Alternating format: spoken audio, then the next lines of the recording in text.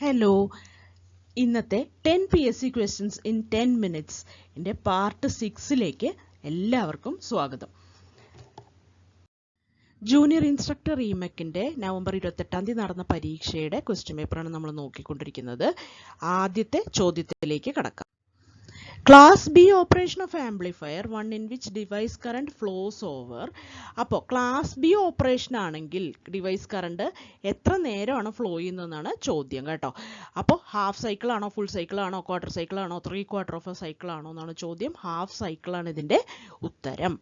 നമുക്ക് അപ്പോൾ എല്ലാ class A, class B, class C എല്ലാ പവർ ആംപ്ലിഫയേഴ്സിൻ്റെയും ഒന്ന് കമ്പാരിസൺ ഒന്ന് പെട്ടെന്ന് നോക്കാം.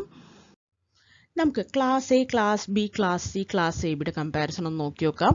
ഇതിൽ എയ്ക്കകത്ത് കണ്ടക്ഷൻ ആംഗിൾ എത്രയാണ് വരിക? Power amplifier A class A ആണെങ്കിൽ കണ്ടക്ഷൻ ആംഗിൾ 360 ഡിഗ്രിയാണ്. അതായത് ഫുൾ സൈക്കിൾ പോവും, അതായത് അവിടെ ഡിസ്റ്റോർഷൻ ഒന്നും ഉണ്ടാവില്ല.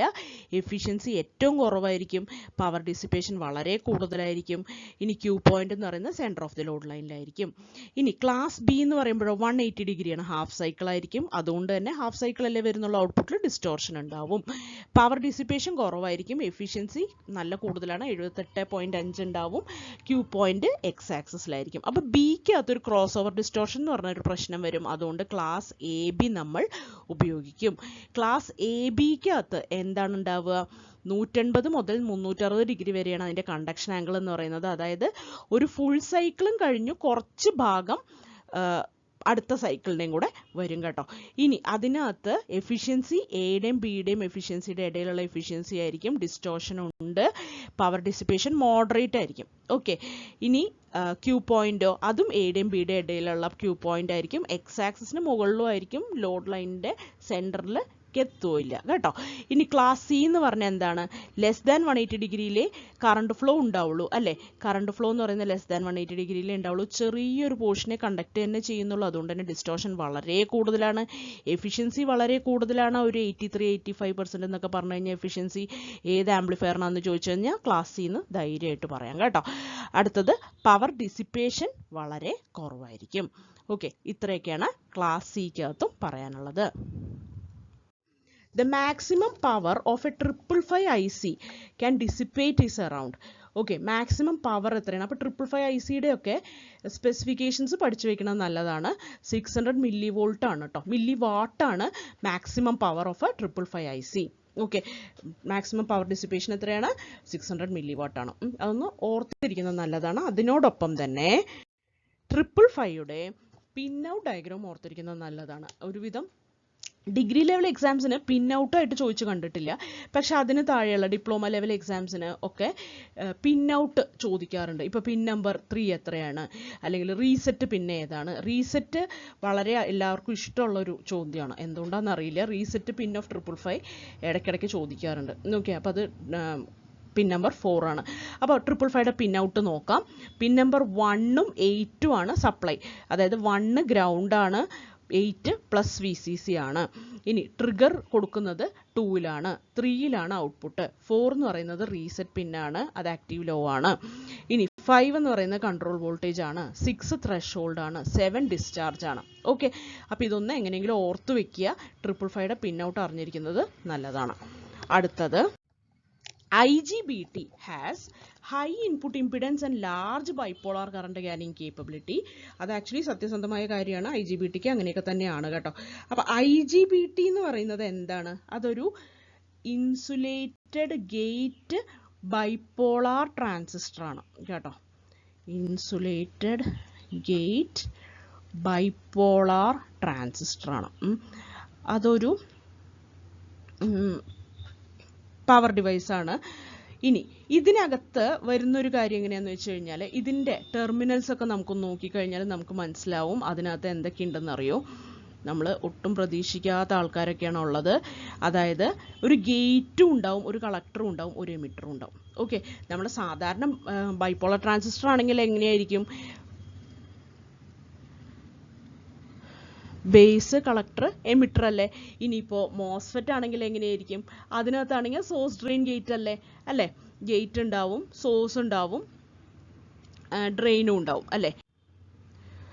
ഇപ്പോൾ ഇതിങ്ങോട്ടാവാം, പുറത്തേക്കാവാം. ഓക്കെ, അപ്പോൾ ഇങ്ങനെയാണ് അതിനകത്ത് ഉണ്ടാവുക ഡ്രെയിനും. ഓക്കെ, അപ്പോൾ ഇങ്ങനെയല്ലേ ഉണ്ടാവുക. പക്ഷേ ഇതിനകത്ത് ഇവിടെ നമ്മുടെ IGBT അകത്താണെങ്കിൽ ഈ ബേസിന് പകരം ഇവിടെ ഉപയോഗിക്കുന്ന ഗേറ്റ് ആണ്. ഓക്കെ, അപ്പോൾ അതായത് ഒരു ട്രാൻസിസ്റ്ററിൻ്റെയും ഒരു പവർ മോസ്ഫെറ്റിൻ്റെയും നമ്മുടെ BJTയുടെയും ക്യാരക്ടറിസ്റ്റിക്സ് ഇതിൽ ഉൾക്കൊള്ളുന്നുണ്ട്. അപ്പോൾ മോസ്ഫെറ്റിൻ്റെ ക്യാരക്ടറിസ്റ്റിക് ഉള്ളതുകൊണ്ട് തന്നെ ഹൈ ഇൻപുട്ട് ഇമ്പിഡൻസ് ഓർക്കുക. പിന്നെ BJTയുടെ ക്യാരക്ടറിസ്റ്റിക്സ് ഉള്ളതുകൊണ്ടാണ് ലാർജ് ബൈപോളാർ കറണ്ട് ക്യാരിങ് കേപ്പബിലിറ്റിയും അതിന് കിട്ടുന്നത്. ഓക്കെ, അപ്പോൾ IGBT എന്താണ്? ഇൻസുലേറ്റഡ് ഗേറ്റ് ബൈപോളാർ ട്രാൻസിസ്റ്റർ ആണ്. ഇനി അടുത്തത് അതൊരു പവർ ഡിവൈസ് ആണ് കേട്ടോ. അടുത്തത് IGBT is driven by. IGBT ശരിക്കും പറഞ്ഞു കഴിഞ്ഞാൽ ഒരു വോൾട്ടേജ് കൺട്രോൾ ഡിവൈസ് ആണ്. അതിനകത്ത് അതിനെ ഡ്രൈവ് ചെയ്യുന്നത്, അപ്പോൾ വോൾട്ടേജ് ആയതുകൊണ്ട് തന്നെ പിന്നെ ഗേറ്റ് വോൾട്ടേജ് ആണ് അതിനെ ഡ്രൈവ് ചെയ്യുന്നത് കേട്ടോ. എമിറ്റർ കറണ്ട് അല്ല, കളക്ടർ കറണ്ട് അല്ല, ഗേറ്റ് കറണ്ട് അല്ല, ഗേറ്റ് വോൾട്ടേജ് ആണ്. ഓക്കെ, അടുത്ത ചോദ്യം. Minimum amount of emitter current to place UJT in negative resistance region is known as. അപ്പോൾ UJTക്ക് നെഗറ്റീവ് റെസിസ്റ്റൻസ് ഡിവൈസ് ആണെന്ന് നമുക്ക് എല്ലാവർക്കും അറിയാം അല്ലേ, UJT. അപ്പോൾ അതിന് വേണ്ട മിനിമം കറണ്ട് എത്രയാണെന്നാണ് ചോദിക്കുന്നത്. നെഗറ്റീവ് റെസിസ്റ്റൻസ് റീജിയനിൽ അതിന് പ്ലേസ് ചെയ്യാൻ വേണ്ട മിനിമം കറണ്ട് എത്രയാണെന്നാണ് ചോദിക്കുന്നത്. വാലി കറണ്ട് ആണോ, പീക്ക് പോയിന്റ് കറണ്ട് ആണോ, സാച്ചുറേഷൻ കറണ്ട് ആണോ, നൺ ഓഫ് ദി എബവ് ആണോ എന്നാണ് ചോദ്യം. നമുക്കിതൊന്ന് എക്സ്പ്ലെയിൻ ചെയ്യാം. നമുക്കിത് നോക്കാം. Minimum amount of emitter current എത്രയാണെന്ന് നോക്കാം. അപ്പോൾ നെഗറ്റീവ് റെസിസ്റ്റൻസ് റീജിയൻ എന്ന് പറയുന്നത് ഏതാണ്? ഇതാണ് നെഗറ്റീവ് റെസിസ്റ്റൻസ് റീജിയൻ എന്ന് പറയുന്നത്. അപ്പോൾ ഈ ഒരു കർവ് ഇങ്ങനെ നോക്കി നോക്കുക. ആ ഭാഗത്ത് നോക്കുമ്പോൾ നമുക്ക് മനസ്സിലാവുന്നുണ്ട് I എന്ന് പറയുന്ന കറണ്ട് കൂടി വരികയാണ്. എമിറ്റർ കറണ്ട് എന്ന് പറയുന്ന IE കൂടി വരികയും എന്നാൽ വോൾട്ടേജ് ഇങ്ങോട്ട് പോകുന്ന VE എന്ന് പറയുന്ന എമിറ്റർ വോൾട്ടേജ് എന്താ ചെയ്യുന്നത്? കുറഞ്ഞു വരികയുമാണ് ചെയ്യുന്നത്. അപ്പോൾ കറണ്ട് കൂടുകയും വോൾട്ടേജ് കുറയുകയും ചെയ്യുന്നു. അപ്പോൾ നെഗറ്റീവ് റെസിസ്റ്റൻസ് ആണ് ആ ഭാഗത്തുള്ളത്. അപ്പോൾ അവിടെ വേണ്ട മിനിമം കറണ്ട് എത്ര വേണം? അതിൻ്റെയും താഴെ പോയി കഴിഞ്ഞാൽ നെഗറ്റീവ് റെസിസ്റ്റൻസ് റീജിയൻ അല്ല എന്ന് പറയുന്ന ആ മിനിമം കറണ്ട് എത്രയാണ്? IP എന്ന് പറയുന്ന പീക്ക് കറണ്ട് വാല്യൂ ആണ്. ഓക്കെ, IP ആണ്. അതിൻ്റെ താഴെ പോയി കഴിഞ്ഞാൽ നെഗറ്റീവ് റെസിസ്റ്റൻസ് റീജിയൻ അല്ല. ഓക്കെ, പിന്നെ അത് കട്ട് ഓഫ് റീജിയൻ എന്നാണ് അതിനെ പറയുക. ഈ IV എന്ന് പറയുന്ന വാലി പോയിന്റിൻ്റെ മുകളിലേക്ക് പോയി കഴിഞ്ഞാലോ അതിന് സാച്ചുറേഷൻ റീജിയൻ എന്നാണ് പറയുക. ഓക്കെ, അപ്പോൾ പീക്ക് പോയിന്റ് കറണ്ടാണ് നമ്മുടെ ഇവിടുത്തെ ഉത്തരം. എന്തിന്? Minimum amount of emitter current to place ഇറ്റിൻ്റെ നെഗറ്റീവ് റെസിസ്റ്റൻസ് റീജിയൻ. അപ്പോൾ അത് പീക്ക് പോയിന്റ് കറണ്ടാണ്. മനസ്സിലായെന്ന് വിശ്വസിക്കുന്നു. ഇനി UJTയുടെ സ്ട്രക്ചറും കൺസ്ട്രക്ഷനൊക്കെ അടുത്ത ക്വസ്റ്റ്യനിൽ നമുക്ക് പറയാം കേട്ടോ. അടുത്ത ചോദ്യം. Typical value of intrinsic stand off ratio of UJT vary from. അപ്പോൾ ഇതും സത്യം പറഞ്ഞു കഴിഞ്ഞാൽ UJTയുടെ സ്പെക്ക് പഠിച്ചു വെച്ചാൽ തന്നെ ഇത് കിട്ടുള്ളൂ. സ്പെസിഫിക്കേഷൻസ് കുറച്ച് എന്തെങ്കിലുമൊക്കെ കാര്യങ്ങൾ പഠിച്ചു വയ്ക്കുന്നത് എപ്പോഴും നല്ലതാണ്. നമ്മൾ ഈ ഡിപ്ലോമ ലെവൽ ടെസ്റ്റുകൾക്ക് അല്ലെങ്കിൽ ITI ലെവൽ ടെസ്റ്റുകൾക്കൊക്കെ പോകുമ്പോൾ നമ്മളപ്പോൾ ഇതൊക്കെ പഠിച്ചു വെക്കണം നല്ലതാണ്. എപ്പോഴും സ്പെസിഫിക്കേഷൻസ്, ഡാറ്റ ഷീറ്റിലെ കുറച്ച് വാല്യൂസൊക്കെ, എത്ര വോൾട്ടേജ് വരെ അതിന് വിത്ത്സ്റ്റാൻഡ് ചെയ്യാൻ പറ്റും, ഇപ്പോൾ ഒരു അങ്ങനത്തെ കാര്യങ്ങളൊക്കെ, റിവേഴ്സ് കറണ്ട് എത്രയാണ്, എത്രത്തോളം അതിന് വിത്ത്സ്റ്റാൻഡ് ചെയ്യാൻ പറ്റും എന്നുള്ള കാര്യങ്ങൾ, മാക്സിമം വാല്യൂ ഓഫ്, ഇപ്പോൾ UJT ആണെങ്കിൽ ഇൻട്രിൻസിക് സ്റ്റാൻഡ് ഓഫ് റേഷ്യോ എന്ന് പറയുന്നത് അതിൻ്റെ വളരെ ഇമ്പോർട്ടൻ്റ് ആയിട്ടുള്ള പാരാമീറ്റർ ആണ് അല്ലേ. അപ്പോൾ അത് എത്രത്തോളം വരെ ആവാം, അങ്ങനത്തെ കാര്യങ്ങളൊക്കെ അറിഞ്ഞിരിക്കുന്നത് നല്ലതാണ് കേട്ടോ. അപ്പോൾ നമുക്ക് എന്താണ് ഇൻട്രിൻസിക് സ്റ്റാൻഡ് ഓഫ് റേഷ്യോ എന്ന് പറയാൻ പോവാണ്. നോക്കൂ, ഇൻട്രിൻസിക് സ്റ്റാൻഡ് ഓഫ് റേഷ്യോയ്ക്കകത്ത് ആദ്യം പറയുമ്പോൾ നമുക്ക് സ്ട്രക്ചർ പറയാം. UJT എന്ന് പറഞ്ഞു കഴിഞ്ഞാൽ എങ്ങനെയാണ്? UJT ഇതാണ്. UJTയുടെ സിമ്പിൾ എന്ന് പറയുന്നത് ഒരു എമിറ്റർ ഉണ്ടാവും, ഒരു ബേസ് 1ഉം ബേസ് 2 ഉണ്ടാവും. അപ്പോൾ എമിറ്റർ എന്ന് പറയുന്നത് ഒരു P ടൈപ്പ് സെമി കണ്ടക്ടർ ആണ്. അത് ഹെവിലി ഡോപ്ഡ് ആണ് കേട്ടോ. ഹെവിലി ഡോപ്ഡ് ആയിട്ടുള്ള P ടൈപ്പ് സെമി കണ്ടക്ടർ ആണ്. ഇനി B1ഉം B2 എന്ന് പറയുന്നത് ഒരു N ടൈപ്പ് സിലിക്കൺ ബാറിലെ 2 അറ്റങ്ങളാണ്. അപ്പോൾ ഇതിനകത്ത് ഇത് ഹെവിലി ഡോപ്ഡ് ആയതുകൊണ്ട് തന്നെ ഇത് ഓപ്പൺ ആയിരിക്കുമ്പോൾ B1ഉം B2ൻ്റെ ഇടയിൽ നല്ലോണം ഇന്റർബേസ് റെസിസ്റ്റൻസ് ഉണ്ടാവും. അപ്പോൾ അതിന് നമുക്ക് ഇക്വലന്റ് സർക്യൂട്ടായിട്ട് ഇങ്ങനെ റെപ്രസെന്റ് ചെയ്യാം. ഒരു എമിറ്ററും ബേസ് 1ഉം ബേസ് 2ഉം തമ്മിൽ എങ്ങനെ ഉണ്ടാവും? ഒരു ഡയോഡ് ഉണ്ട്, RB1ഉം RB2 ഉണ്ടാവും. ഇനി ഈ പോയിന്റ് ഉണ്ടല്ലോ, ഇതിനെയാണ് നമ്മൾ ഈ ഭാഗത്ത് ഇപ്പം മൊത്തം വോൾട്ടേജ് എന്ന് പറയുന്നത്, ഇവിടെ വരുന്ന മൊത്തം വോൾട്ടേജ് എന്ന് പറയുന്ന VBB ആണെങ്കിൽ ഈ ഭാഗത്ത് വരുന്ന വോൾട്ടേജിനെ നമ്മൾ വിളിക്കാൻ പോകുന്നത് ഈറ്റ VBB എന്നാണ്. അപ്പോൾ ഈറ്റ എന്ന് പറഞ്ഞാൽ എന്താണ്? ഇവിടെ ഈ വോൾട്ടേജ് ഡിവിഷൻ കൊടുക്കുന്ന ആ ഫാക്ടറിനെയാണ് ഈറ്റ എന്ന് പറയുന്നത്. ഈറ്റ അപ്പോൾ എന്താണ്? RB1/RB1 + RB2 ആണ് കേട്ടോ. ഈറ്റ എന്ന് പറയുന്നത് ഇൻട്രിൻസിക് സ്റ്റാൻഡ് ഓഫ് റേഷ്യോ എന്താണ്? RB1/RB1 + RB2 ആണ്. RB1 + RB2നെ RBB 0 എന്ന് അവർ എടുത്തിട്ടുണ്ട്. ശരിക്കും RBB എന്നൊക്കെ നമ്മൾ എടുക്കാറുള്ളത് കേട്ടോ. RBB എന്നാണ് എടുക്കാറുള്ളത്. അപ്പോൾ ഈറ്റ എന്ന് പറയുന്നത് എന്താണ്? RB1/RB. ഓക്കെ, മനസ്സിലായല്ലോ. അതായത് താഴത്തെ base resistance divided by sum of 2 resistances ആണ് ഇൻട്രിൻസിക് സ്റ്റാൻഡ് ഓഫ് റേഷ്യോ എന്ന് പറയുന്നത്. ഇനി ഇവിടുത്തെ ടിപ്പിക്കൽ വാല്യൂ എന്ന് പറയുന്നത് 0.5 to 0.8 ആണ്. അടുത്ത ചോദ്യം. Insulating layer of MOSFET is, മോസ്ഫെറ്റിന്റെ ഇൻസുലേറ്റിംഗ് ലെയർ എന്താണെന്നാണ് ചോദ്യം. നമുക്ക് മോസ്ഫെറ്റിന്റെ സ്ട്രക്ചർ നോക്കാം. നോക്കൂ, മോസ്ഫെറ്റിന്റെ സ്ട്രക്ചറിനകത്ത് ഇതൊരു എൻ ചാനൽ മോസ്ഫെറ്റ് ആണ് കേട്ടോ. ഈ എൻ ചാനൽ മോസ്ഫെറ്റിനകത്ത് എങ്ങനെ ഇരിക്കും, ഈ ഗേറ്റിന്റെ അവിടെ കണ്ടോ, ഇതിന്റെ അടിയിൽ ഒരു ലെയർ കണ്ടോ, ഇതാണ് ഇൻസുലേറ്റിംഗ് ലെയർ. അത് SiO2 ലെയർ ആയിരിക്കും കേട്ടോ. SiO2 എന്ന് പറഞ്ഞാൽ എന്താ, സിലിക്കൺ ഡയോക്സൈഡ് ലെയർ ആയിരിക്കും.